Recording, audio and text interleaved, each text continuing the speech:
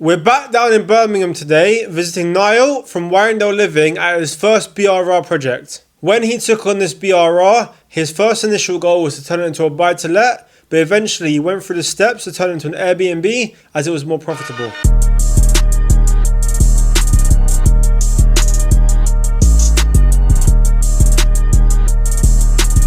Yeah, I think you should tell us about this place. Obviously, brought us to, it's your first BRR, wasn't it? Yeah, that's right. This one we bought 5 years ago now. This is what really got us bitten by the bug. So we got it for 70 grand, did a refurb for I think about 10, and we BRR'd it for over 100 grand. So we got all of our original investment out. And when we first got it online, it was cash flowing about £1,000 per month. Yeah. So this was back before SA had really caught on. And it was a great experience for us. We learned a lot of the lessons before the competition got really stiff, so we got to kind of cut our teeth when the stakes weren't as high as they are now. What I would say to anyone getting into this now is don't do it unless you've done some serious education before, you really know what you're doing, or you've got a very competent management company. We got to learn these lessons and stay one step ahead of our competition because we got in early with this one, and we were always that kind of page in the textbook ahead of everyone coming up behind us once people realised this was a good investment. Okay, and for Rent to SA, what systems do you guys have in place? Obviously, do you use a management company or do you manage yourself? We manage all of them ourselves. So we manage our own properties that you've seen. We also manage on behalf of clients. We do kind of tiers of management depending on the standard of the property and what we think that we can be adding in terms of value adds. Then on top of that too, which we can get into in a little while, we've got our own cleaning company, we've got our own maintenance company. We manage all linens, hotel quality linens that we do on a rental basis. So yeah, we offer a top to bottom complete hands-off service for clients. Okay, and as you were scaling up the units, what stage were you at where you were like, cool, this is getting too much, I want to get employees on, get a team in place? Way after I should have done. I was trying to do everything myself for way too long before I realised that if I actually create some systems and put some things in place, I could actually get some help that was able to specialise in certain areas that I could then hand over. So living room, just nice living space, and we've got the bedroom. So what is this? Is a one bed, did you say? Just a one bed, yeah, okay. Little studio. So all of our properties, we aim to have an above 80% occupancy, and we've got various tricks and tips that we use to be able to offer that. But this one in particular did 80% over December, which is the last month we've got the numbers for. Okay. And as we were talking to Sophie in the last property, she talked about the amenities you guys have in place. I think you mentioned quite a few of them, like say fire safety or amenities. What would you include in all your properties? So number one, for our peace of mind, there's certain things in terms of security, safety, and then guest experience that we make sure we cover across the board. There's certain things that if you make sure you have checked that you have done them, Airbnb and Booking.com will give you an algorithm boost for knowing that you're a safe set of hands. So some of the things that I'd share with you guys are, we make sure the travel cots, irons, hair dryers at a minimum. We offer body wash, teas, sugars, milks, coffees that are topped up by our service team. But then also in terms of safety, we make sure there's ring doorbells on all of our properties so we can see who's coming and going. We use minute listening devices to record decibels to make sure parties aren't being had. They also pick up cigarette or drug smoke these days now as well on top of damp. So we have kind of eyes on the property without being intrusive to the guest experience. Also in terms of safety, carbon monoxide detectors, smoke alarms, fire blankets, first aid kits. We make sure all of that is in all the properties just in case there's a guest emergency. Okay, now as you've had this property for 5 years now, what would you say was the best experience you've had and maybe the worst experience, or like where something's gone wrong and you're like, oh, like this is big, but you've obviously managed to overcome it and sort it out? So in this particular property, we've never had issues with bad guests or anything like that.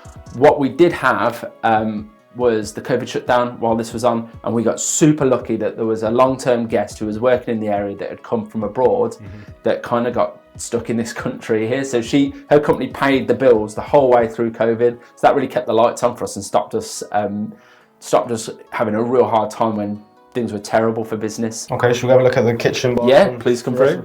Kind of just got a modest kitchen that's perfect for just couples that are staying with us. Kind of a bit of a dining area and suite, and then just a small bathroom that's perfect for servicing just a couple of guests that are looking for a couple's weekend away in town. So for this property then, obviously, as it was your first one, I see you obviously, I've said to Sophie as well, you name your properties. Yes. Where does the inspiration for the names come from? Or even this property itself, where's the inspiration as a whole? So kind of scheme. So and name. the decisions we made on this one are what end up going forward with all of the rest of them. What I noticed when I was looking to stage this property, which is still true now, everyone had gone to IKEA and picked the same grey furniture, the same grey cushions, and played it really safe. What we wanted to do for the guest experience was give them somewhere that they potentially wouldn't do at their own house. Okay. So it was a bit different for them, so it felt like a getaway. So we went with something really audacious with this one, with the orange, and named it Mandarin Court. And then after that, we kind of stuck with the theme and we went with Blueberry View, Autumn Loft, Penthouse Noir, Evergreen Lodge, on it goes. So we kind of picked a thematic colour that made the photos really pop in the marketing, and then designed the name around that. Okay, so do you think that, obviously the colours and stuff, do you think that gives you an upper edge maybe on the booking platforms? Obviously for standing out, as well as just overall. It baffles me that people haven't cottoned on to this, but that's a super easy hack. 80% of our guests book through mobile apps. Okay. So on Airbnb and booking.com, you get one image to capture someone's attention with. Mm-hmm. And if Airbnb notice that you're catching people's attention and you're scrolling through, they know that you've got an eye-catching property, or a property that people are interested in looking at, and they will then give you a boost in the algorithm because people have shown interest in your property. Okay, and personally for you guys then, what's been the maybe most successful booking platform? Booking.com, maybe Airbnb or whatever? 70% of our bookings come through booking.com. Okay. So they're by far and away the biggest one. I think that the reason for that is because businesses feel a lot more comfortable using them. You get invoices through them, it's easier for companies to book, so when people are looking for business trips or to host contractors, they feel a bit more secure going through that platform. And a lot of European guests tend to stick with booking.com. We got a lot of European travel. Okay. When it's Americans or domestic, for tourist purposes, we tend to see it come more from Airbnb. One thing that we're going to try and do a lot more of this year, and is money we're definitely leaving on the table, is maximise our direct bookings. We've got some really interesting strategies that we're looking to implement this year in order to get people to come direct to us for their stays. Target client for this property, obviously you said you've had quite a long-term stay previously, but is there a specific client you want to target? We're geared up for people that can stay for 1 or 2 nights, because we've got all of our services in-house, and we're really cost effective with doing that, and the management of the turnover, we're a lot more seamless than having to sub that out to a third party. We like people that are just going to stay for a couple of nights and go and experience the city. We're right on the doorstep to the river here. The racecourse right there, the main town centre is just over as well. And our main target audience for this place is couples looking to just have a bit of a break and a stay away. We do get a lot of business clients come through the door as well, so yeah. I've seen there's quite a nice big cathedral around the corner as well. Yeah, and it's so beautiful for tourists, and there's a lot of history there. Worcester's a very historic city, and it would surprise you how many people come here as a breakaway. Okay, sounds good. For the investor side then, because obviously we speak quite a lot about the guest side, because obviously guests are the main part of the model. For the investor side though, say there's someone looking to get into rent to SA, obviously one beds can be hit and miss, and obviously sometimes they get a bit of stick, because obviously they are one beds. You can't obviously get too many people in them. So would you say one beds are good? Maybe target them more? Or? There's not a one size fits all to answer to that, and it will all depend on the numbers. So the mortgage here is something like £400 a month. So we can really afford to sell £100 a night, aim for an 80% occupancy, and really cover on those numbers. Now, if you had a rent instead of a mortgage, and if you're paying a management company, I don't think those numbers would stack up. So it really is a case by case basis, and it would depend if you've got a really good deal or not. But anyone out there that would like us to assess that and give you some advice, we'd happily like to take a look for you. So I guess it's pretty good for you though, because obviously, as you said, you've done the property up, you then BRR'd it, so refinanced it, and now you've only got obviously a small mortgage payment. And as you're obviously the landlord yourself, it's a lot easier to run the Airbnb, and you have the experience doing so, rather than someone doing rent to rent, for example. Yeah, I mean, this one, when we first did it, I thought I'd invented the money printer, because we got all of our original money back out, and then we were making £1,000 a month. And where I was in my life at that time, and my own personal journey, that was enormous for me.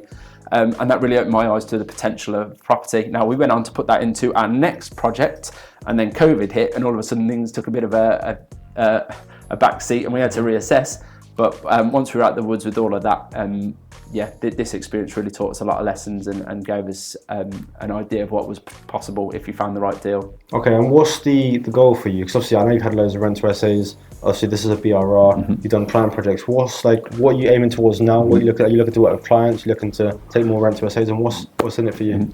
I think that our days of bringing on our own rent essays are over, but only because we now have the capital ready to invest in projects that we can own and enjoy the capital appreciation on.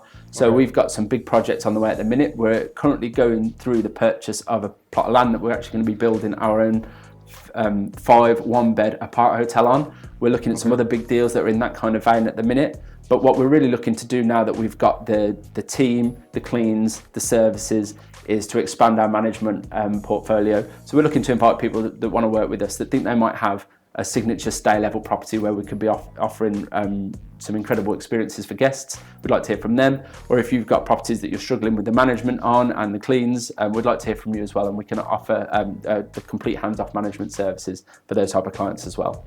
So area-wise, are you, say, based in a specific area? Because I know we're around Birmingham, Worcester as well. Or would you work maybe further down south, up north? Like, what's your area based? So that's a fair question. And what I'd say is we want to just stick with the West Midlands at the minute. You've been to see our properties in Malvern. This is in Worcester now. We've got properties that are spread all out over Birmingham and by the airport. The good news on that is our office, our unit, our workers, our cleaners are all based around that area. So we have a system in place ready to service those. I would say that it would probably add too much complication to our business model to try and expand that further afield right at this present time. So we're looking to work with people in the West Midlands. Okay, so you've got your team in place, you've got the services obviously you're offering and the areas you cover, but where can people find you there? It's a good question. Follow us on Instagram, website, and we'll link in the bio. Thank you guys so much for watching the video. We hope you got an insane amount of value from it. And like always, make sure to subscribe and keep watching for more content.